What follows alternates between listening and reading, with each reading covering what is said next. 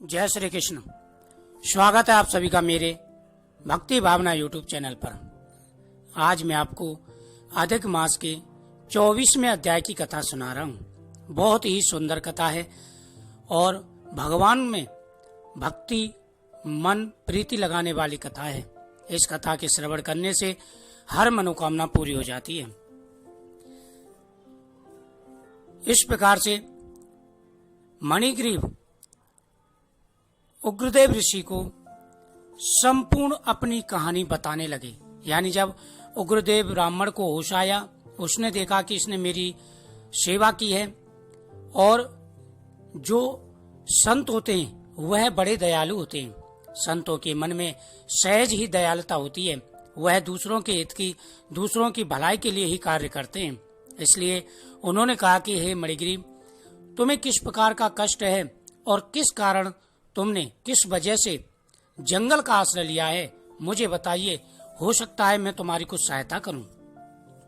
उग्रदेव को मणिग्रीव सब कुछ बताकर बोला कि हे ब्राह्मण, इस समय मुझ पाप युक्त पर आप अनुग्रह कर मेरे किसी पूर्व जन्म के पुण्य से ही आप इस गहन वन में आए हैं। आप उपदेश रूप पदार्थ से हमको कृतज्ञ करिए। और इस प्रकार से मणिग्रीव ने उग्रदेव ऋषि को अपनी संपूर्ण कथा बता दी, अपनी संपूर्ण आप बीती बता करके कहा कि हे मुनिवर, मेरे कोई पिछले बहुत बड़े पुण्य हैं। उन पुण्यों के ही प्रताप से आप यहाँ पर आए हैं, मेरा उद्धार करने के लिए आए हैं,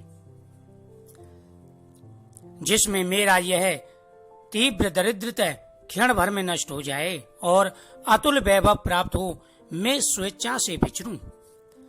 उग्रदेव जी बोले कि माँ भाव, तुम कृतज्ञ हुए जो तुमने मेरा आतिथ्य सत्कार किया है। इससे तुम्हारा कल्याण होगा। बिना व्रत, बिना तीर्थ, बिना दान, बिना परिश्रम तेरा सारा दरिद्र नष्ट हो जाएगा। ऐसा ही मैंने निश्चय किया है। और उन्होंने कहा कि हे मणिग्रीव, अब तुम्हें किसी प्रकार की कोई चिंता करने की जरूरत नहीं है। अब तुम्हारा शुभ समय शुरू होने वाला है। तुमने मेरा आदर सत्कार किया है, इससे मैं बहुत प्रसन्न हूं। और बिना तप, बिना दान, बिना परिश्रम के तुम्हारा सारा जो तुम्हारी दरिद्रता है वह नष्ट हो जाएगी। अतुल वैभव की तुम्हें प्राप्ति होगी। ऐसा मैंने निश्चय किया है। इस मास के आगे तीसरा पुरुषोत्तम मास है। हे मणिग्रीव, ये जो महीना चल रहा है, इस महीने से जो तीसरा महीना आएगा वह पुरुषोत्तम मास का महीना है। इसलिए तुम दोनों स्त्री पुरुष यत्न के साथ श्री पुरुषोत्तम भगवान की प्रसन्नता के लिए दीप दान करना, जिससे तुम्हारी यह तीव्र दरिद्रता सहित नष्ट हो जाएगी। हे मणिग्रीव, पुरुषोत्तम मास आने पर तुम दोनों स्त्री पुरुष दीपदान करना। दीपदान का बड़ा महत्व है और तुम्हारी सारी दरिद्रता शीघ्र ही नष्ट हो जाएगी। तिलों के तेल से दीपदान करना, ऐश्वर्य होने पर घी से करना। यानी अभी तिल के तेल से दान कर दो, जब तुम्हारे पास ऐश्वर्य हो तो घी के तेल से आगे दान करना। इस समय इस वन में बसते हुए तेरे लिए दूसरा कोई उपाय नहीं है। और हे मणिग्रीव, इससे बेहतर, इससे अच्छा तुम्हारे लिए और कोई उपाय नहीं है। अगस्त जी बोले। इस प्रकार कहकर श्रेष्ठ ब्राह्मण दोनों हाथों में मुरली हुए कृष्ण भगवान को स्मरण करते हुए प्रयाग की तरफ चल दिए। और इस प्रकार कहकर के वह ब्राह्मण हाथ में मुरली लिए हुए पुरुषोत्तम भगवान का ध्यान करते हुए प्रयागराज के लिए चल दिए।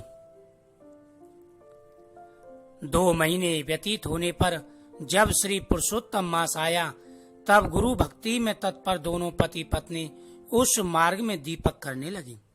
और जब पुरुषोत्तम मास का महीना प्रारंभ हुआ तो दोनों पति पत्नी पूरे मार्ग में दीपदान करने लगे।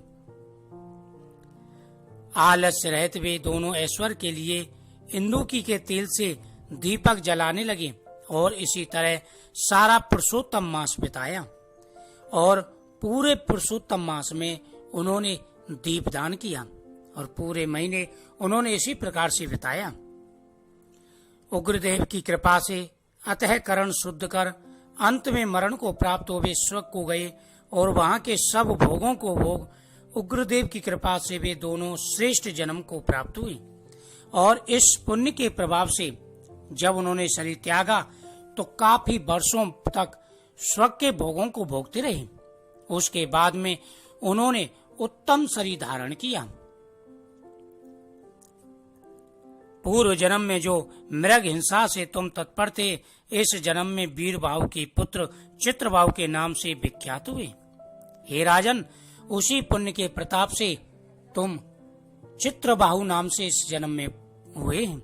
इस समय तेरे अंधे अंग को हरने वाली जो तेरी स्त्री है, वह पति के पुण्य को आधा भाग लेती है।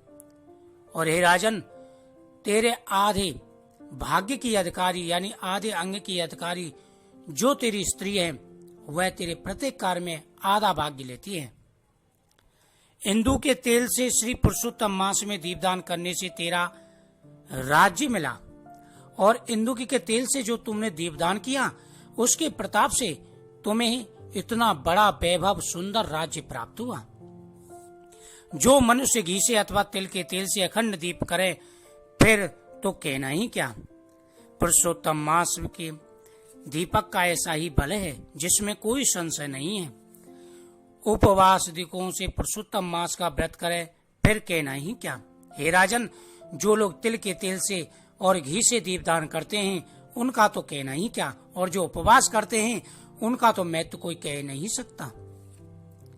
वाल्मीकि जी बोले कि इस प्रकार अगस्त जी राजा चित्रबाहु के पूर्व जन्म की कथा राजा को संपूर्ण कथा सुनाई। इस प्रकार से अगस्त ऋषि कहते हैं कि हे राजन, बहुत बड़ा महत्व होता है पुरुषोत्तम मास का। अगस्त जी ने राजा चित्रबाहु के संपूर्ण पूरे जन्म की कथा सुनाई कि कौन से पुण्य कर्म के द्वारा उनको इतना अच्छा राज्य मिला, धन मिला, वैभव मिला और संतान की प्राप्ति हुई, सुंदर पतिव्रता स्त्री मिली। यह सब पुरुषोत्तम मास का ही महत्व है। इस प्रकार से राजा चित्रबाहु के पूर्व जन्म की कथा कहकर सत्कार को प्राप्त होकर नाश रहित आशीर्वाद देकर वहां से अगस्त ऋषि चले गए।